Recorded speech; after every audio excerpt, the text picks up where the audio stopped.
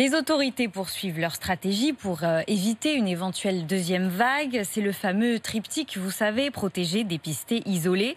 Mais il y a des ombres au tableau, notamment sur le dépistage. Toujours énormément de monde en laboratoire. Résultat, le gouvernement souhaite que les tests PCR puissent être réalisés par des secouristes, des aides-soignants ou des étudiants en santé.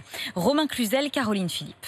Autoriser davantage de professionnels à pratiquer les tests, c'est une bonne nouvelle pour François Blanchecotte, président du syndicat national des biologistes. Ça peut élargir de façon beaucoup plus substantielle l'ensemble des tests qu'on peut faire et du nombre de gens qu'on peut dépister en France. Avec une condition, former les secouristes ou les aides-soignants au test PCR, un prélèvement avec un coton-tige dans le nez. Il faut former les gens, il faut les former à cet acte, il n'est pas anodin, on peut avoir des accidents et donc il faut être à la fois couvert aussi par nos assurances.